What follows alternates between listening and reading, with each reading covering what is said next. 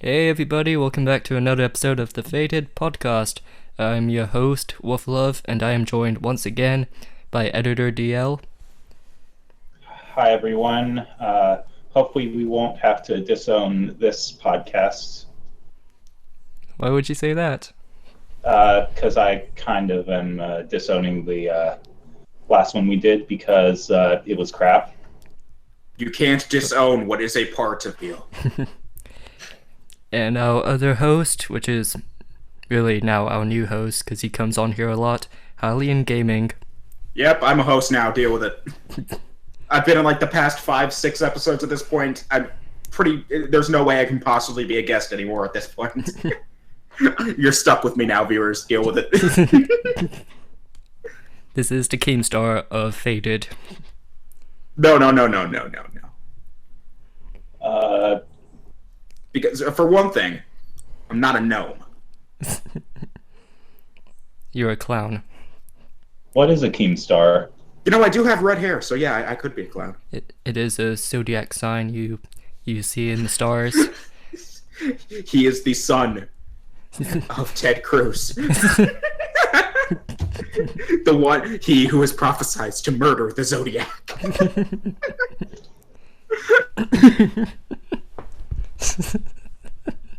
Oh god, not... And Scarce is the exploding star because he barely uploads. Shall we begin? Well, Ben has uploaded more than me. Oh yeah, you deleted everything. It's called Growing Up. Alright, sorry about that. Am I good? Am I back? You're good. You good? Okay, I'm fine. Hello? You there, Ben? Oh my gosh, you there? About that, my internet cut out for a second. Okay. I'm good now. Don't worry. So now you're the one with bad internet, and I'm the one with the strong my one. mom set up this whole internet network so where she can regulate my little brother's internet. And as a result, I now have like my own little private network. And the problem with it is that like my computer is constantly switching between, because I've got two quote unquote routers that one's 2.4 gigahertz, one's 5, and since this desktop can do 5 and 2.4 gigahertz, it's constantly switching between them. Okay. And so because of that, my internet cuts out on occasionally. Alright then, shall we begin on the topic? Yes. I'm ready. E3 2017. There's a lot So, of exciting yeah. things, and some are like, Nintendo wins. we'll get to that. Honestly, I would say Nintendo probably had the strongest presentation, if not the second strongest, after Sony. The Mario Odyssey song is stuck in my head, and I love it. No, as disappointed as I am that there was no news about Smash Brothers for the Switch, I was kind of expecting there to not be any news because it's only the first. The Switch hasn't even been out for a year yet. It wouldn't have made sense for Smash to be on the Switch year one. Right. If anything, they're probably going to put it out next year when more people have it. And they have other stuff for the Switch. Yeah, it makes sense that they didn't talk about that. What I was really surprised about was Metroid Prime 4. That caught me off guard. Because I thought they were done with Metroid Prime. I thought they were done with Metroid in general. After Federation, after how much of a shit show Federation Force was, I thought for sure they were just like, we're done. When was Federation released? That was like Last 20. year. Yeah, and it was not good. Well, there are some people that like it. Yeah, but it's just like it wasn't. People were claiming it was like, oh, there's no Samus, there's no actual story in this. Like, It's called Federation Force. It's a spin-off. I mean, Yeah. It's not a bad idea to focus on the army. They're basically like the Colonial Marines from Aliens. that's true. The thing is, though, that nobody cares about the Federation. You care about Samus. Yeah. They don't care about the Federation.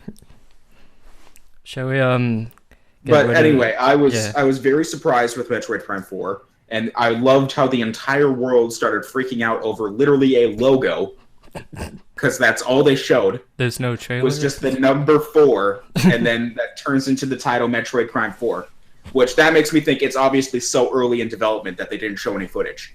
Hey, by the way, while we're on the topic of Metroid, what they did reveal a lot of in terms of Metroid was the official remake of Metroid 2. They did. did? They're also making a Metroid game for the 3DS, Metroid: Samus Returns. And I'm assuming that I think Metroid: Samus Returns comes out later this year. We don't have a release date for Prime 4 yet, but I'm assuming probably sometime 2018, because it's clearly so early in development that they didn't show any footage. So there's no way that's coming out 2017. Hey, But these next 2 years, I think, are going to be pretty good for Metroid fans. They get a new Metroid, they get a Metroid remake in this year, and then they get an entirely new main series Metroid title potentially in 2018. hey, you know what the Metroid 2 remake makes me want? What? It makes me want a remake of Super Metroid. Still, I think it was a good E3 to be a Metroid fan. That's for sure. Yeah. And for Nintendo, because they have a lot of good stuff they announced. Oh, definitely. We saw a lot about Mario Odyssey. That was to be expected. I was really surprised about the whole he can turn into Anything. he can turn into enemies now. I was gonna be like, yes, I can become Gary the Goomba, the strongest Goomba of them all. Few can stand up to the monstrosity. In the trailer where it had the dinosaur, I was like, what Mario game is this? And then it had the Mario hat. At first. I thought it was going to be like a trailer for Monster Hunter or something. Yeah. It's like, I know there's a new Monster Hunter coming to the Switch, so I thought it was going to be another trailer for that. And so then when Mario jumped out of there, I was like, wait, what? What the heck is this? I was completely caught off guard. Just throws his hat, he's anything. Yeah. And then when he became the T-Rex, I was just like, oh god. We're That would all make screwed. that would make excellent Jurassic Park fanfic. It would. In fact, someone needs to find a way to teleport into the Jurassic Park movie and give Dr. Alan Grant a Mario hat. The other thing that really surprised me, they didn't even reveal this at E3. They revealed it on YouTube, of all things, during E3. Was they're remaking Mario and Luigi Superstar Saga. Yeah, Ooh. I have got to catch up on all of my Mario and Luigi knowledge. They're porting Superstar Saga to the 3DS, and apparently they're adding in additional content with they have a new side story called Bowser's Minions, which I don't know what that's all about. But I guess it's Bowser's children. It's supposed to tie I think from what I've heard, and I don't even know whether or not this is true because they've been pretty tight-lipped about that part. Is I think it's supposed to be about what the heck happened to Bowser between when he crash landed in Bean Bean Kingdom and when he became Bowletta.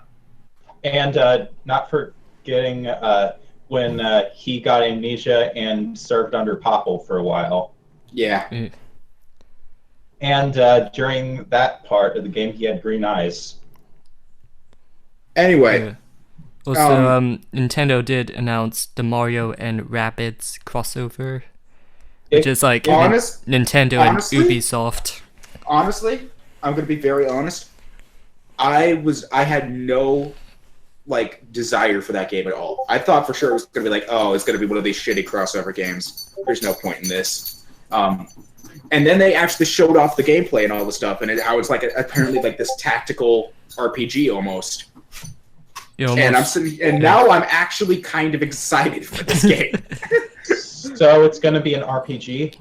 It's some sort of tactical type game. It's kind of like a Fire Emblem type game, which I'm honestly very surprised about. It does look like Splatoon in a way. It's like a tactical shooter almost. And so I'm sitting here like, I never thought I'd be excited for a Rabbids game of whole thing, but now I'm actually kind of looking forward to this game. I at least am probably going to give it a shot. I don't know whether or not I'm going to buy it, but I'm at least going to see if there's a demo available when it comes out so I can give it a try. Because it's definitely one of those games that I'd be willing to give a shot. Well, if you ever get it, do you mind if I try it if I ever go to your place? I mean, I'll only get it if I can find a demo in store somewhere and then see if it's good. But out of all the things, from Ubisoft, why the Rabbids? At least Rayman, that could have been better. Okay. They already had several, in my defense, at least the Rabbids are more enjoyable than the new Assassin's Creed. We're gonna go there soon. That's right, Oscar. I pulled out that shot. I am pulling no punches today. Can I confess something? What? Yeah. I don't care about Assassin's Creed. And that was where we removed Darren from the call. Bye. No. Now let's talk about Assassin's Creed Origins. Well, so firstly, before we get to that, I want to address Nintendo. Very solid lineup. Very, very pleased with that. Sony probably. If you want to say Sony, I feel like Sony and Nintendo probably tied this year in terms of presentation. Hey, if you don't mind, I'm going to be silent when you're going to talk about Assassin's Creed. Okay? That's fine. That's okay. But I feel like Sony and Nintendo were probably neck and neck this year. Normally, Sony, at least for the past 2 or 3 E3s, Sony has been on the top of their game. They've had the best presentation hands down. Mm-hmm. And this year they did not disappoint for sure. They showed off a lot of cool things. And I feel like Nintendo really stepped their game up this year. And I feel like some people are saying Sony did a better job than Nintendo. Some people are saying Nintendo did a better job than Sony. I feel like both of those are pretty fair. I'd say they did about equal, and they both did really good. Microsoft, I feel like, was kind of below both of them.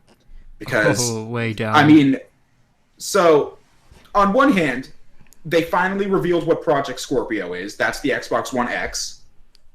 And it looks okay. I think one good thing about it is the backwards compatibility.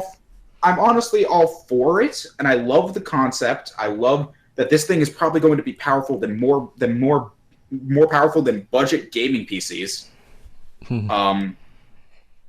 And so, which is unheard of for most consoles. And so I'm really excited for it. But at the same time, I was really hoping it wasn't going to be another Xbox. It feels like it would be, but because I like you first. The whole concept was they were trying to bridge the gap between PC gaming and console gaming. Mm-hmm. That's what Project Scorpio was supposed to be. And to call it Xbox One X now kind of feels like it makes me think they might have failed. And so they just made it the strongest console they could have possibly ever created. Can we just say I would have made it an entirely new platform. Yeah, can we just say the name just sounds like it's just Xbox One, but with an extra to it? I love there's all these memes of Xbox One X, Xbox box, they're there's a Reddit post I'm gonna see if I can find that I will probably I'll send it to Oscar and he can probably edit it in, but it's so funny because it's just oh my god, it had me laughing for a good minute. It's this whole one fish, two fish, red fish, blue fish type thing, but it's with Xbox, but it's with the Xbox One X. And it's so it's it throws you for a loop because it's such a tongue twister. You know the rapper XXX Tentacion? No.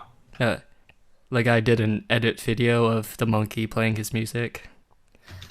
So there was the next Xbox is XXX, Xbox One X and stuff. I do like the console idea for backwards compatibility. Yo. You there? Yeah. Okay. I'm also still here. So they're gonna do backwards compatibility for Xbox One X, which is like, yeah, you can play old Halo games, back when they were good. So is it going to be Xbox Classic? Not classic, just they'll have new stuff and you can play old stuff So- with it. So 360, just with Xbox 360 games? I don't know if it's 360, I just know it's the original Xbox. Oh, Maybe Well- Xbox 360. so like the very first Xbox games, like the original Xbox. Right. So does this mean that I can play Shrek on the Xbox One X? I don't know. I I found think it's the possible. I found the meme, by the way. You can take a look at that in all of his glory. I'll It's put it so on good. video. Yeah, it's so good. Oscar, at this point, are you gonna like get the picture of the meme and put it on the screen? Yeah, I will. Okay. It's like one Xbox box, one Xbox One box, one Xbox One X, one Xbox One Xbox, one Xbox One X in one Xbox One box. In one Xbox One Xbox, follow at 9gag E3 Sony Xbox gaming console Xbox One X. Well done, whoever made it. Yeah, it's just this giant meme about how like you can just turn it into the biggest tongue twister ever, and it had me laughing for a good 3 minutes. Like it was just great. Anyways, Microsoft also announced games that are 4K, like Minecraft, because they own Minecraft. Yes, because Minecraft is totally a game that I need to be playing in 4K. Good job, Microsoft. Totally Good job. something that has to happen. 1080p Minecraft on my desktop? No, that's not enough. I need to step this up. I need to have all of these 16 by 16-bit textures rendered in 4K, because that's totally going to make a difference. Said no one ever. We all want Roblox 4K, you mugs. I swear to God, if that happens, I will, no joke, take my computer and I will flush it down the toilet. Hey, maybe if there's a Dead Rising 4 port of, like there's a Dead Rising 4 port for Xbox One X, it could be called Dead Rising 4K. It better have co-op, for one thing. Does Mike, Dead Rising have co-op usually? So, Dead Rising 2 and 3 both had co-op. The original one did not, which you cut it slack for that because it was the very first one that you didn't expect them to have co-op. And it came out in 2006. Yeah. Dead Rising 2 and 3 both had online multiplayer co-op and a side multiplayer mode. And then Dead Rising 4 comes along, and it has no co-op why? of any sort, of any kind. Why would they do that? It still has the online multiplayer, it's just like a little mini-game mode, but no co-op. And a lot of people were genuinely upset about it because the co-op was one of the funnest parts about Dead Rising, was playing with a friend. I can understand, like, that's the main thing about the Yeah. games they love. Yeah.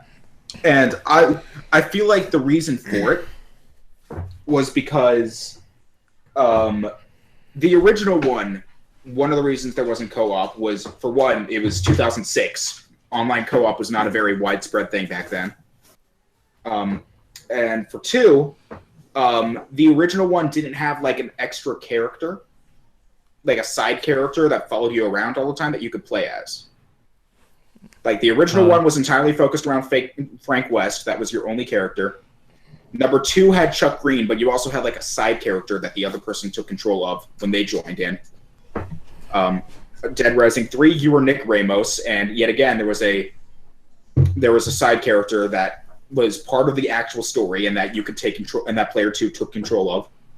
when there was co-op, and then Dead Rising 4 comes along, and it's Frank West again, but there's no co-op character. What are they doing? Maybe Frank West is just lonely for life. I don't know about that. And then I've also been told it just wasn't a very good game. I've been told the story for Dead Rising 4 was lackluster. People didn't like how in Dead Rising 4 there were very few combo weapons compared to Dead Rising 3. And combo weapons are like some of the funniest bits. You can create the most ridiculous stuff. Oh yeah. And Dead Rising 2 was the first game to introduce that. There weren't any combo weapons in Dead Rising 1. Dead Rising 2 had a handful of them.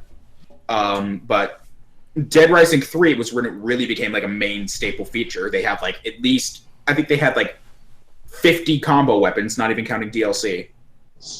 And then Dead Rising 4 comes along, but there's only like 20. So moral of the story is to stick to Dead Rising 3? Yeah.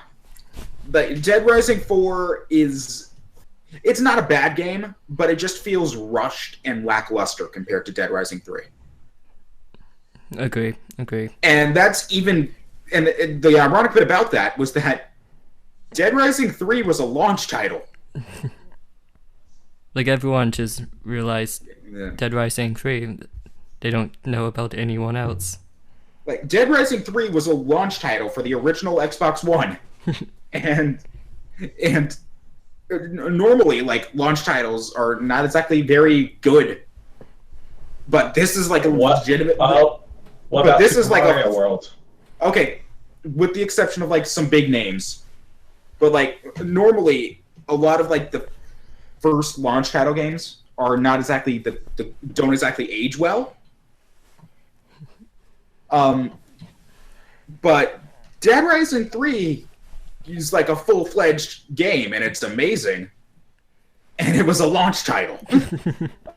Isn't it also that way with Zelda Breath of the Wild? I'm pretty sure actually all the Dead Risings were launch titles. Or no, the first one wasn't. But just when it got good with 2 and 3.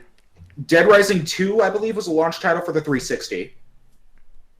Wait, actually, Dead Rising 1 came out in 2006, and that was the same year the Xbox 360 came out. So that's what I'm thinking of. The original Dead Rising was a 360 launch title. Dead Rising 2 came out like, I want to say halfway through the Xbox 360's lifespan. Then Dead Rising 3 was a Xbox One launch title. Then it later came to the PC. And then Dead Rising 4 came out like in the middle of Xbox One. I think at that point the Xbox One S was the newest thing. So the moral of the story is Dead Rising is best when it's a launch title. No, not even that. Dead Rising 2 was a great game in its own right. It's just kind of, and so is the first one. They just kind of pale in comparison to 3. I would say 3 is probably the best one out of all of them. Because it just has so much more content compared to the first two. Much more to do and more things added. There's so many more things to do, so much more content. They really kind of like, they addressed a lot of the bigger problems that were in the first two games as well with mechanics. Like in the second one, the first one that introduced combo weapons, you had to go to a workbench, like an actual workbench, to make any combo weapons. Whereas in Dead Rising 3, you can just create a combo weapon anywhere as long as you have both items to make it in your inventory. You don't have to like find a workbench or anything. And they actually tied that into the plot in a way that makes sense. The reason you're able to do this is because your main character is a mechanic. So I was like, okay, it makes sense he'd be able to make this stuff on the spot. He's a mechanic. Right. Yeah. Building a century. Yeah. But anyway, back to Microsoft. Not much, only Minecraft 4K. Yeah. Minecraft 4K, which is completely unnecessary if you ask me. Something that our friend Ryan from school will be excited for. They did announce one thing that I'm very excited for, and then at the same time disappointed in Sony, of all people, is that they announced this whole crossplay thing, where for certain games, that are multi-platform, such as Rocket League, which is coming to the Switch, by the way, and I'm super excited for that. Interesting. But for certain games like Rocket League and Minecraft and all that, they are you can play cross-platform with other people. So if one person is playing Minecraft on like a Nintendo Switch and another person is playing it on their Xbox One, they can play together. I'm surprised none other has done that before. And that works for Rocket League as well. I think that's probably going to work for all games that exist on both platforms. Okay, that have like online multiplayer. And good, I think good that's Xbox. And I think that's good on both of them. I love that. There's no more, I want to play with this person, but they have an Xbox and I don't, so I'm going to have to go out and buy an Xbox. Now it's like, as long as we both have the game, we can play with each other regardless of platform. And I think that's kind of good. That's what a lot of people have been clamoring for years. Except Thank you. There's one problem. No Overwatch? No, not even that. And not that I would care, because I'm one of the people who thinks Overwatch plays best on PC. But also because I suck ass at shooters on a console. I tried on console. It's pretty slow and bad. But not to mention Blizzard always like updates the PC version first. All that stuff. But the one thing that has me upset is that Sony boycotted this deal. Sony has flat out said they are not going to allow anybody on any PlayStation console of any sort to play with somebody playing on a different console. So it's basically Xbox and Nintendo playing together. So it's basically Xbox and Nintendo will allow you to play with the other person on a console as long as you're playing the same game and the game developers support that feature. Which makes sense. Obviously, they can't force every single game to do that. It's only if the developers want to add support for that. And then, meanwhile, PlayStation wants no part of that because they want you to go out and buy a PlayStation. And so they're saying, no, we're not going to let you do that. If you want to play with somebody else on a PlayStation 4 online, you're going to have to buy a PlayStation 4. Well, now I know not to get a PlayStation 4. Which I feel like is a pretty scumbag move on Sony's part. Like, is at this point Xbox would be more played than PlayStation? I feel as though, for one, the PlayStation sold much more than the Xbox One. That's a fact. And I feel like Sony is looking at this and they're thinking this is going to hurt our sales. Which it might, because if somebody doesn't have a PlayStation 4 and they can play with somebody on PlayStation 4 without having to buy one, then that's one less person who's going to buy a PlayStation 4. But this just blatant, no, we're not going to let you do this, is not the way to boost your sales. If anything, that's going to prevent people from buying your console more, because nobody's going to want to buy a console that can't connect to another console. Exactly. I feel like that move was just kind of dumb and it backfired on them. It's going to probably be worse for them in the long run than if they were to support this. And I really hope they reverse that decision as soon as possible. But at the end of the day, it's not my decision. Well, now that makes me want to switch even more. But yeah, Microsoft was okay. I think we can all agree that EA had the most garbage presentation of them all. It was awkward. It was very awkward. Boy, sports games, more sports games. Did you mention we have sports games? Oh, here's 5 minutes worth of Battlefront 2 stuff. Back to sports games. It's basically the sports games are nothing new besides Madden having a story mode, but it felt like they're forced to because NBA and FIFA have story modes, so they don't want to have honestly much I'm going to get a lot of flack for this, I know, but I don't care about sports games at all. I hate sports video games. Like, I'm going to be completely honest. I despise FIFA. I despise NBA 2K, whatever. I hate all of those games for a multitude of reasons. It's not just like, I hate them because I hate them. I actually have genuine reasons for hating them. What about Mario? For starters, I think the controls are bad. on consoles at least. I don't like the controls. I don't like the whole, press the triggers to switch characters. I feel like the trigger should be kick. I don't like the, press X in order to kick. I feel like, no, that should be a trigger. I don't like how the controls play. And the other thing, and this is kind of a bad thing, I don't like how there's, like, at least in the EA ones, it's just entirely microtransactions. Like, if you want to actually stand a chance in this game, you've got to pay us another $40, even though you paid $60 for this game. I think that's bullcrap. My mentality is I just paid $60 for this game. I should be able to have just as fair of a chance at winning as someone who's paid $200. But nope.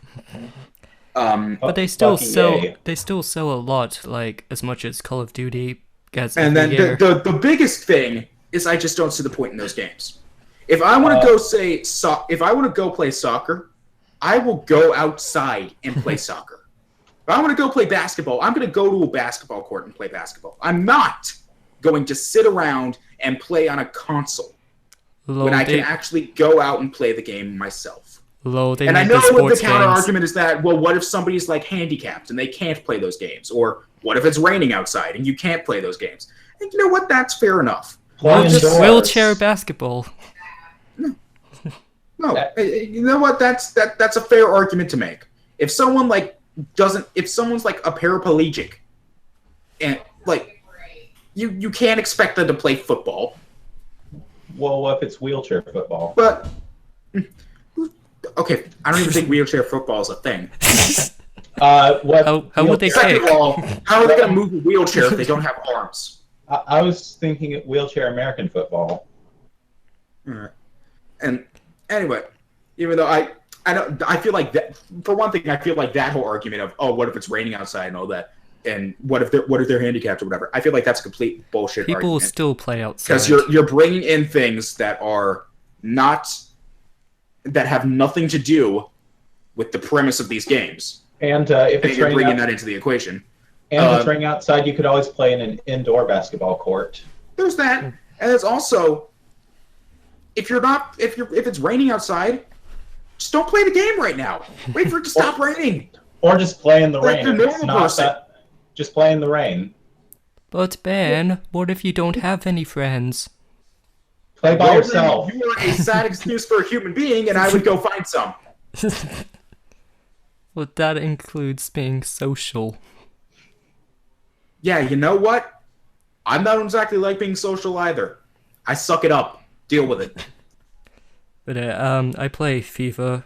I play the FIFA games, but I know it's really repetitive and getting boring. It's just the same old stuff. I also don't like their David format Beckham has a new haircut. I also don't like the format of, we're going to release a new game, which is essentially the same game every year, and we're going to make you shell out $60 repeatedly every year just for the same game. Every sports game is I feel like every sports game is the same. Yes, it is. And I feel like that is just the worst marketing tactic ever. EA could easily release one FIFA game every 4 years and then constantly update that with updates in DLC to reflect the current sports standings. They could easily do that, but instead, they want to milk this thing dry and update every single year so that people are forced to shell out another $60 if they want to keep playing. Because it's EA, they're greedy. No, it's EA. We don't believe in DLC. So is EA the worst video game company ever? No, but it's just the one that's so clearly, is only in it for your money and does not care about their customers. So what is currently the worst video game company in you guys' opinions? I would honestly say EA, because they're obviously all companies care about making money. That's their primary goal. But EA is the one, in my eyes, that is just so clearly, we're only in this for the money and we don't care about our customers. And that's just not an okay thing. I understand a company's need to make money.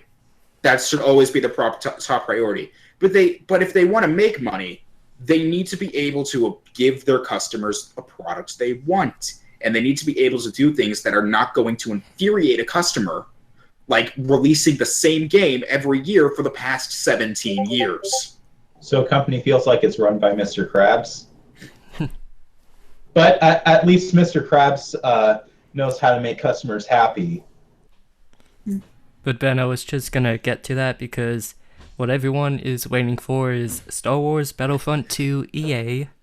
Oh boy, don't even get me started. So let me just say, EA is giving what the real fans wanted, which is campaign, space battles, you play as the bad guys, avenge the Emperor's death. Yeah, all stuff that already existed in the first 2 games, but that did not exist in their reboot because they were too lazy. You know what? I don't care about avenging Palpatine's death. I could just write a fan fiction about someone who's avenging Palpatine's death. The game is basically a fanfic because you have Darth Maul, No, Ren, I love the Battlefront games. Boba Fett. No, I love the Battlefront games. Don't get me wrong. I played the original Battlefront 2 with my cousin to death when I was younger. I loved that game. And it's still good to this day. It's still good to these days. I still play that game. It's great. It's a fantastic game. I love it. That game was like my childhood. But at the same time, it's like I feel like the reboot that they pushed out a year ago was rushed, and that it was just inferior to the first 2 games, which is not what you would expect. If they're making a reboot for Battlefront 2 that was supposed to be that there was like a good 10-something year gap between those games, you would expect that this game would blow the original Battlefront out of the water. That it would have everything Battlefront 2 had, and that it would be amazing and do it better, have new stuff. And instead, they essentially gave us Battlefield 1 with a Star Wars coat of paint. It does feel like it. And so I was pretty disappointed. And I'm going to give them another chance, because I'm looking at Battlefront 2 and I'm thinking, okay, they're trying to redeem themselves here. They understand that there was a lot of hate for the first one. They want to make this one something people will actually buy. And so they did give us free DLC and the campaign. Yeah, but you know what that is? That is a cop-out. That is a cop-out thing that's just like, hey, we know you paid $60 for this terrible game, and we should have had all this stuff in the base game, but we didn't. Here's the actual content that you should have gotten when you purchased the game. That's what I like to call a completely just cop-out move. Mm-hmm. And so, needless to say, I was pretty disappointed with Battlefront 1. I'm hoping Battlefront 2 will be significantly better. It looks like it's going to go back to like the roots that were in the original first 2. And so I'm looking forward to it, but at the same time, I'm not going to get my expectations up, because I feel like EA has just, every time they've gotten my expectations, they've just, which have been very reasonable expectations, I might add, have disappointed me every single time. So are you just going to search up a review of Battlefront 2 before playing the game? No, I'm going to try to, I think it's going to be the same thing with like the whole Mario Rabbids thing. I'm going to try to find a demo of it or something. And if I think the demo's good, then I might actually pick up the full game. But if I just sit down for like 5 minutes in a Target when playing this game and I think to myself, this game is crap, you can think twice before I spend my money on it. But Ben, I have a question. Let's say that you play the demo and you like the demo, so you buy the full game, but then you think the full game sucks. Well, then I completely lose all faith in EA, and if I bought it from GameStop, which I normally do when I buy physical, I can give it back to them in less than 30 days for a complete refund. Oh, they'll give you $5. And if they don't take the game back, you could always smash it with a hammer. Or burn it. I like burning things. Or destroy it with a lightsaber. No, it doesn't deserve that. But so far, they... Oh, what about Force Lightning? Darren, do we need to talk about how this stuff isn't real again?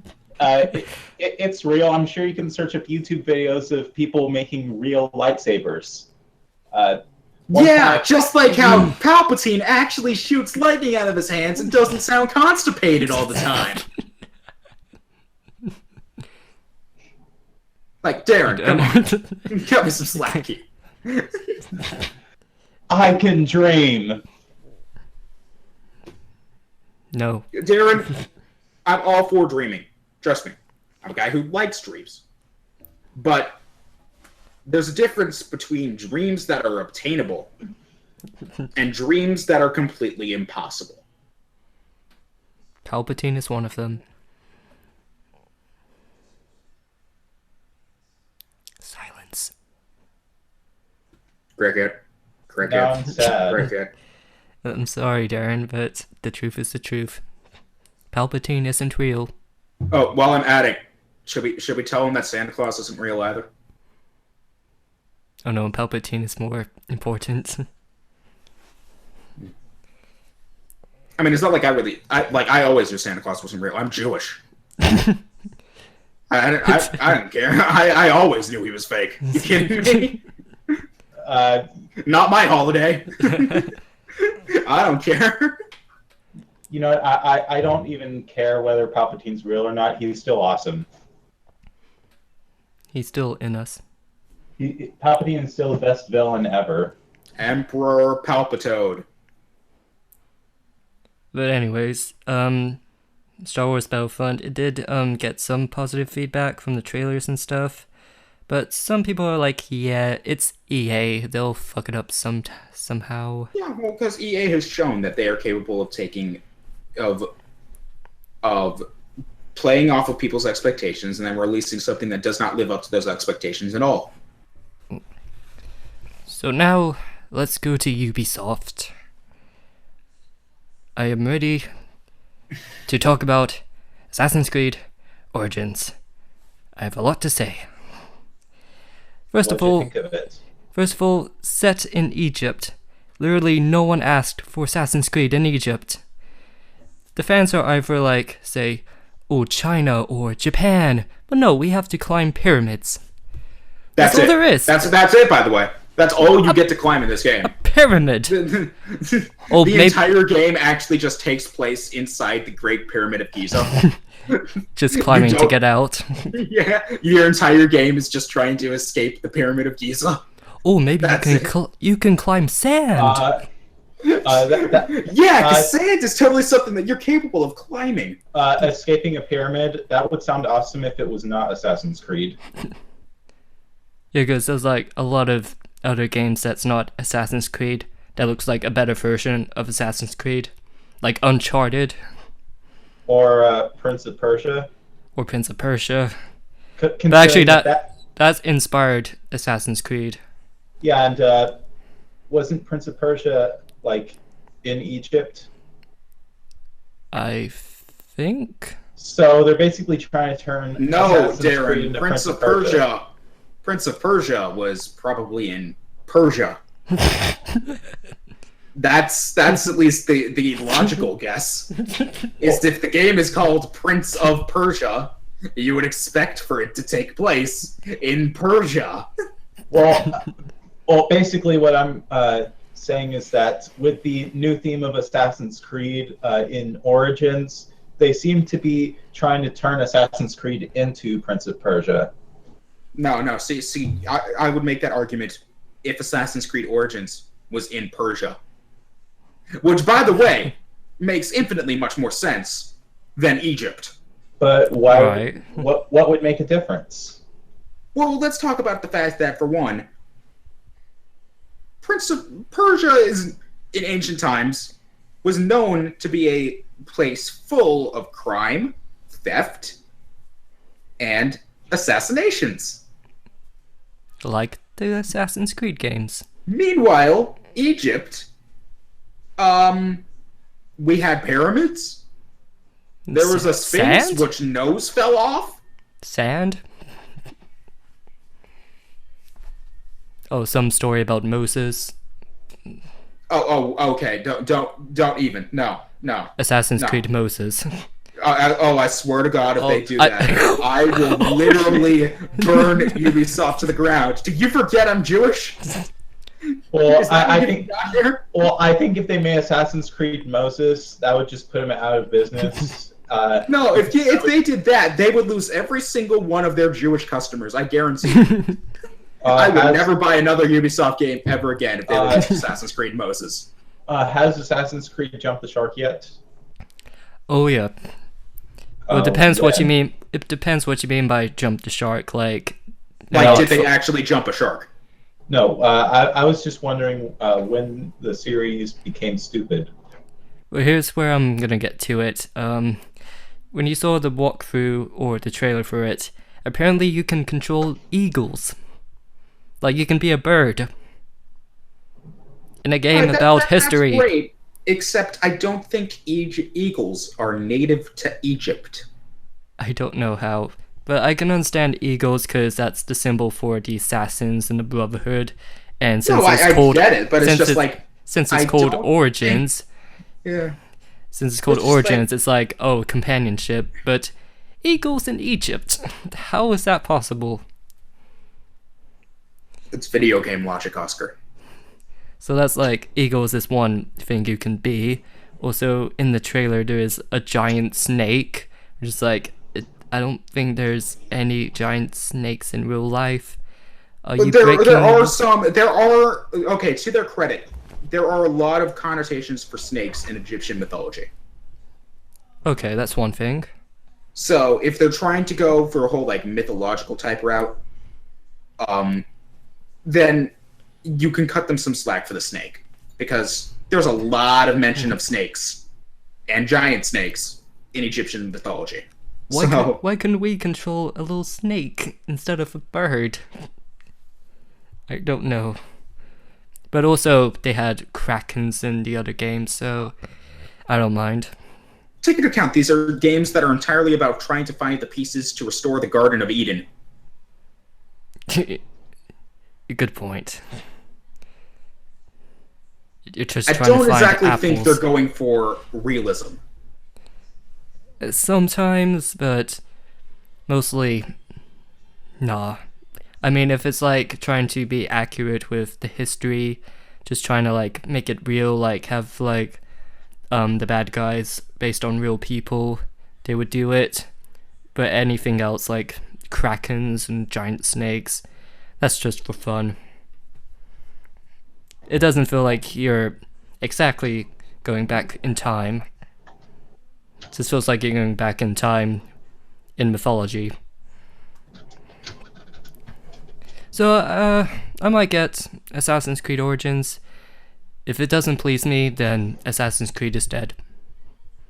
I'm just saying that. This is coming from an Assassin's Creed fan, the biggest fan ever. I got all the toys, all the action figures, all the t-shirts, all the games, He actually all does, the I can books, vouch for it. all the costumes. I got my homemade costume, which is custom, from China. And I'm gonna say that the series is dead. It hurts inside. But also, Why was the good die young?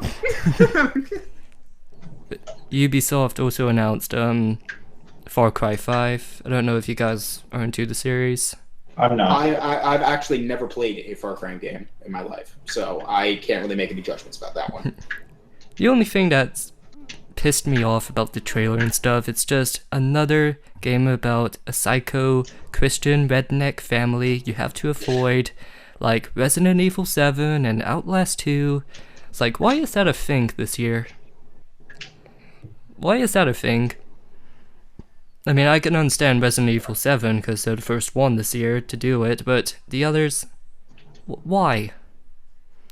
And I love the Far Cry series. Like, I really love the villains. They make the best villains, like Foz from number 3.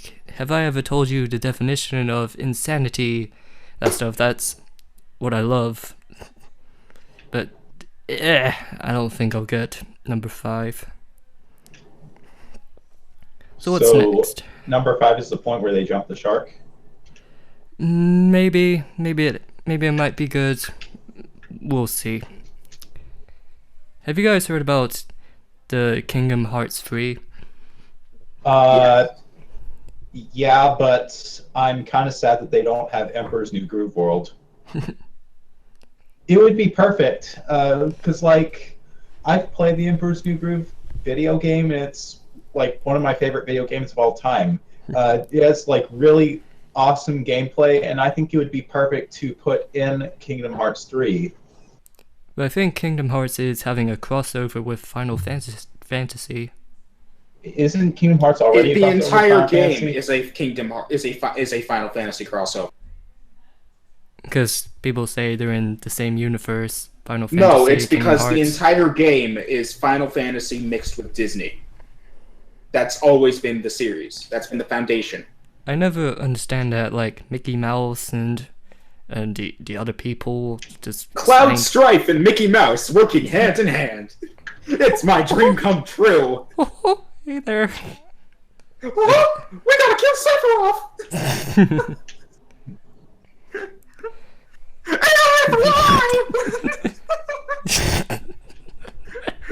Oh, Squall is dead.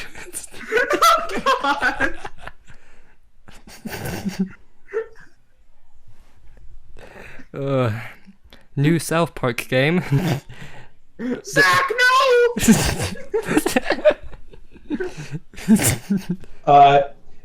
Oscar, when you come over in August, we should have like a South Park binge. Mm-hmm. We need to. The Uh, last South Park game was about fantasy stuff like Game of Thrones, Lord of the I Rings. actually really liked it. Yeah. So the new one is about superheroes, and I'm like, oh damn, I want it. I love how they're trying to parody like Avengers Civil War. Yes. It's so good.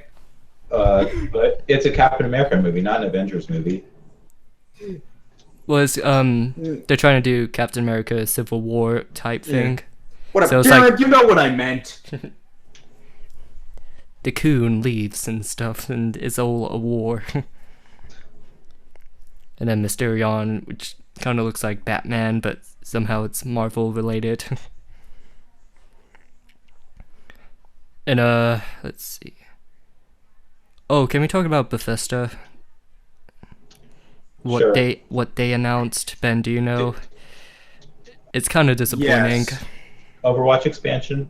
No. No, that's not Paid Bethesda. mods. Oh, it's Blizzard. No. I mean, both companies started with a B. Paid mods. Why? No So- one does that. So What here's the Bethesda thing, right? announced. Here's the thing, right? I'd cut them slack if this was their first time they tried this idea. Except it isn't. They tried this exact same idea over 4 years ago on Steam when they introduced paid mods for Skyrim in the Steam Workshop, and everybody hated it so badly that in less than 2 days they got rid of it entirely. And give them the money back. You think that Bethesda would have learned to not do it a second time. And yet, they did it a second time! Maybe they'll do it better. Now, How do you make it better? I will admit there are some advantages to this one. The problem with the last one wasn't just that like people don't want to pay for mods. It was also that Steam took the majority of the profits from paid mods, which means the modders were making like almost no money for their work. They were making maybe like 30% profit because Bethesda and Steam took like the other 70%, which is absurd.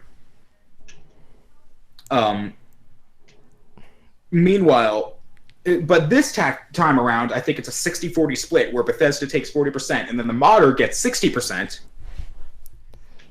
Which Yeah. I'm like, okay, this is a lot more fair to the modders. Right. That's one thing. And I'm someone who wants to support modding, so I've donated to modders in the because it's the right thing to do.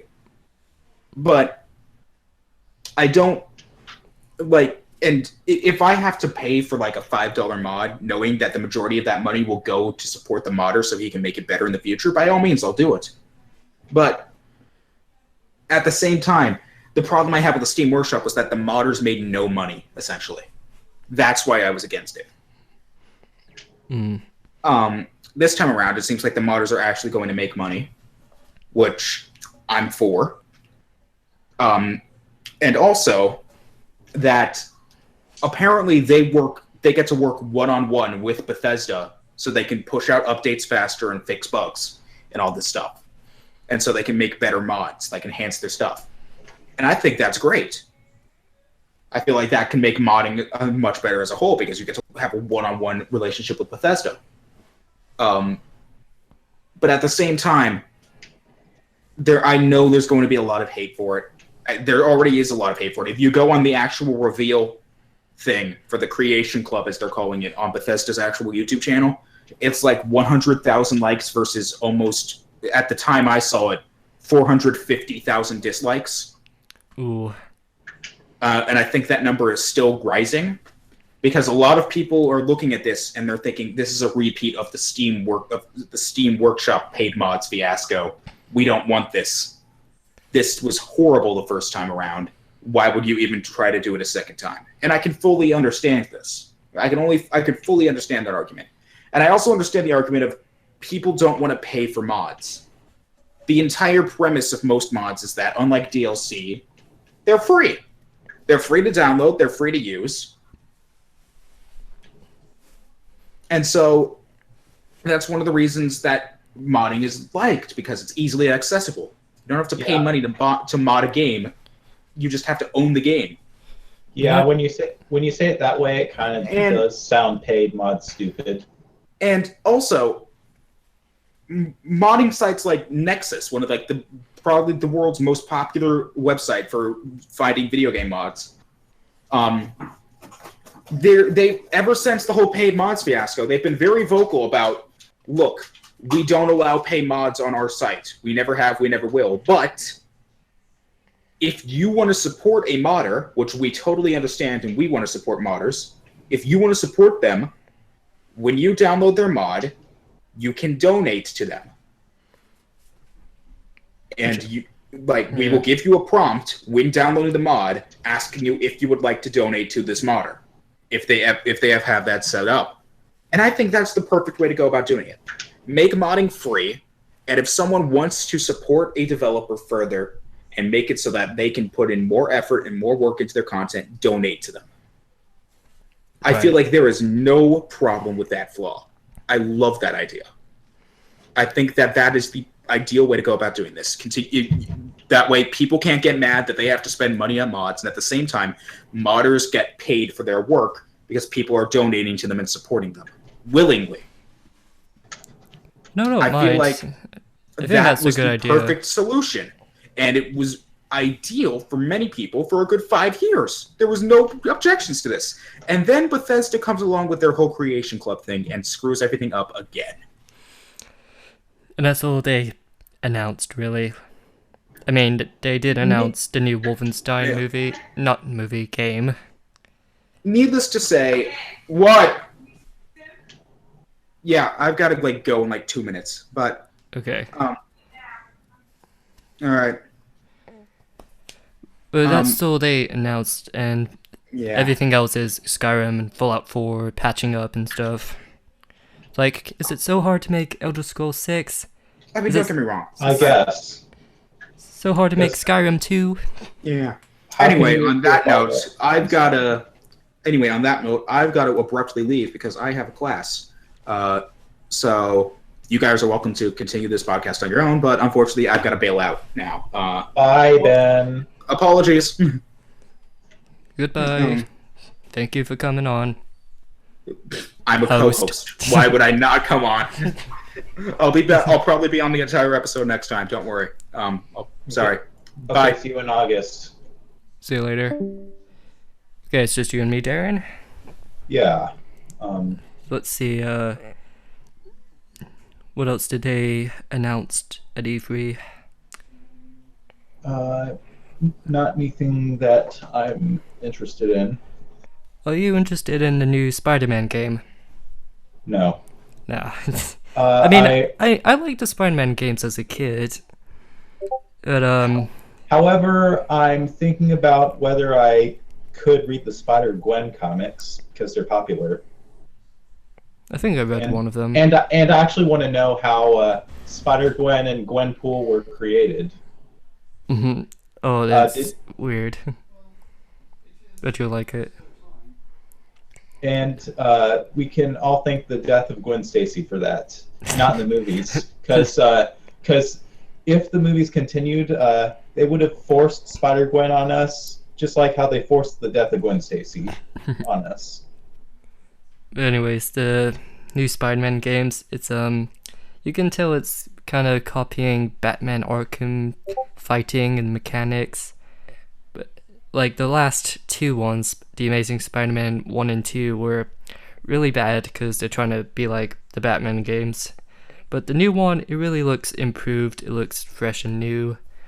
And I think I'll like it as much as I do with the original Spider-Man games, like on the PlayStation 2s. Yeah, and I don't think it's a movie tie-in of any sort. I mean, isn't most of the Spider-Man games based on the movies, but just add some villains to it just because?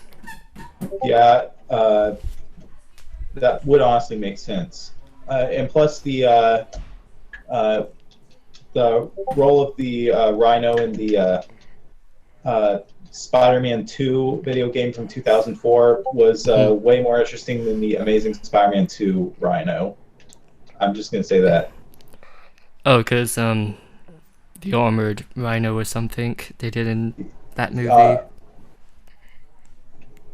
Yeah, Because it felt forced for them to put that in a movie. and he was made by Oscorp because, of course.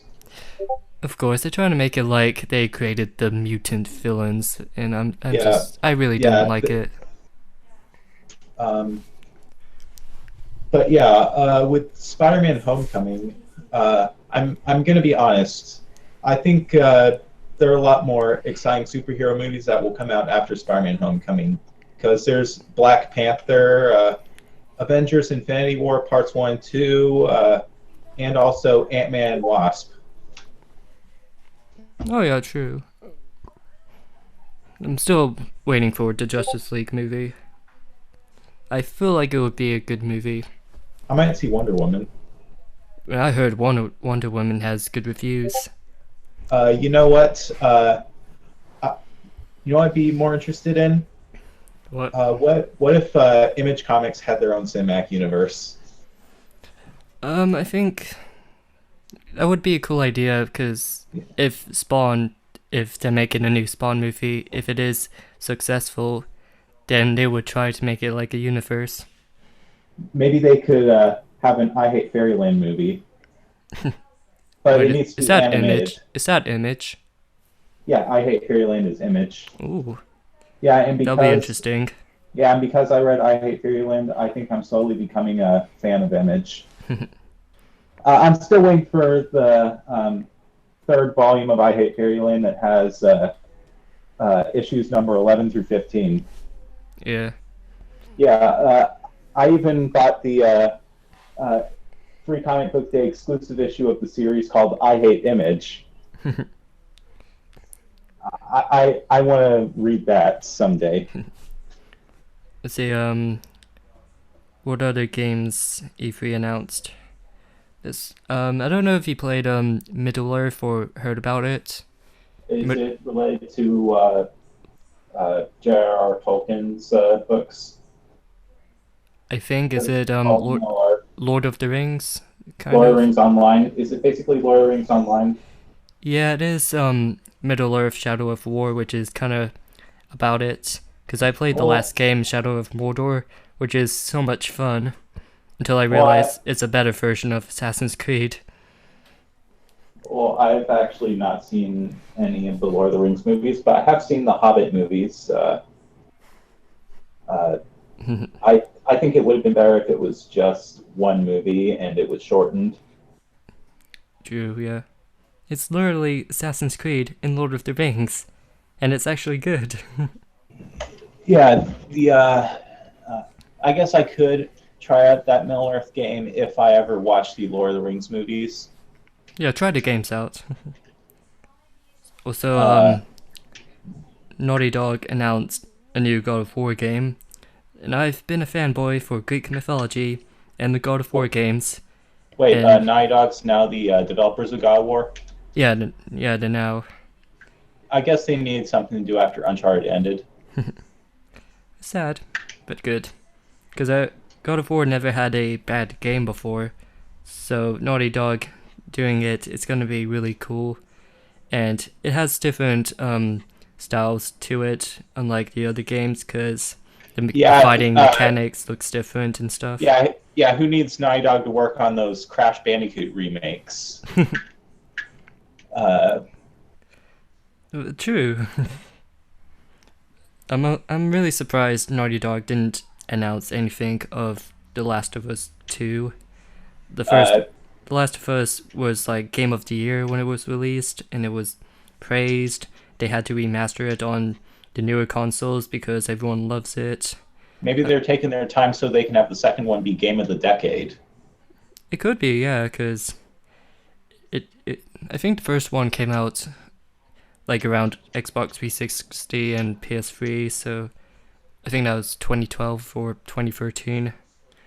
Hey, you know what? If we ever do any video game commentaries, I'd really like to do a commentary of Last of Us. Would you be able? Would you actually want to record it someday? I would love to. I still have the remastered The Last of Us on PS4. How is the PS4 version?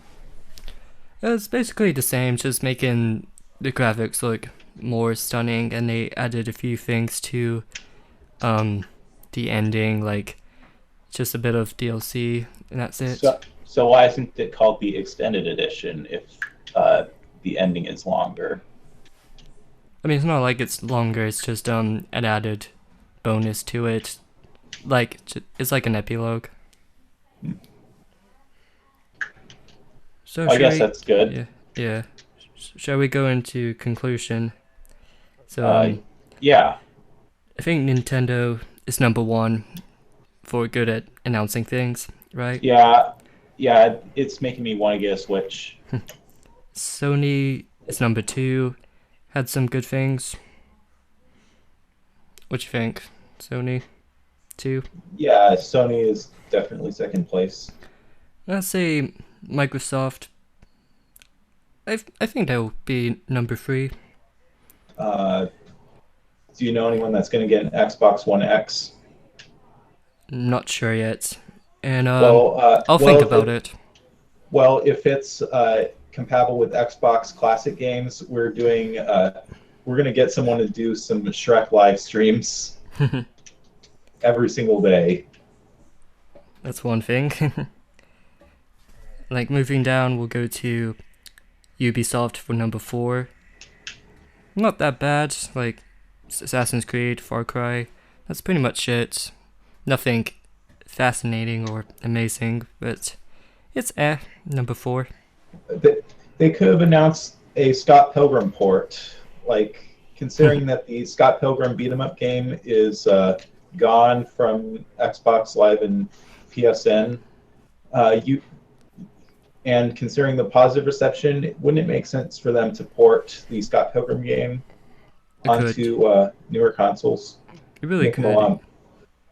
I gotta start reading the comics at least, because I'm actually reading an Image comic series called Snot Girl, which is by the same creator. I just have to say it's a great change of what I usually read in comics. Yeah. And as I said, I'm becoming an Image fan. It's a good time considering it's their 25th anniversary. Okay. And then Bethesda will be number 5, which is pretty disappointing. It's just pay modders and stuff. Kind of bad. What do you think? They didn't announce much. Well, why can't they just have the mods be DLC and just hire modders to make DLC for their game? maybe that's what they'll do. And then lastly, EA, EA. it's way at the bottom. Yeah, Sports fuck games. EA. Yeah, I will give Star Wars Battlefront 2 a chance and see what they'll do.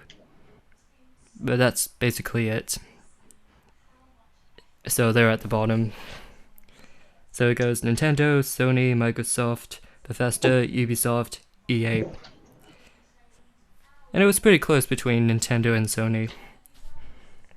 But I think Nintendo is number one. They did a good job. yeah. Hopefully, I will get a Nintendo Switch by the time Mario Odyssey comes out.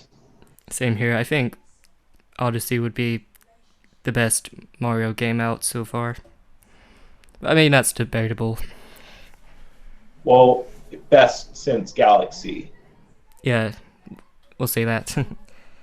Either that, or maybe Mario could have more awesome sports games to show how sports games can really be made. Because Mario has had some decent sports games, like Mario Tennis for the GameCube and Wii. I played the Wii version of Mario Tennis, and it was all right.